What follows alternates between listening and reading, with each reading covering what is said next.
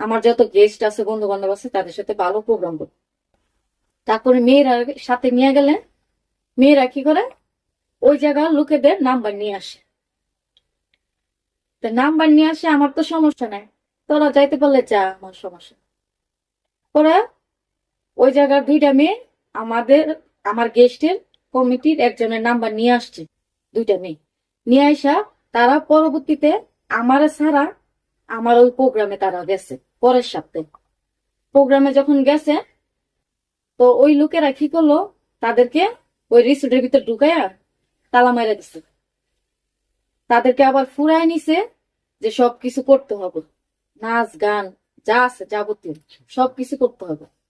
পরে তারা মনে হয় রাজি হয়েছে, তার জন্য তাদেরকে নিছে। আর তারা প্রেমের ফুরায় গেছে 2,000 টাকা করে, মানে তারা নিজেরা সব টাকা পাইবো আর কি। মানে আমারে যদি জানা, তাহলে তো আমি টাকা 1,000 করে রাইখা দিই।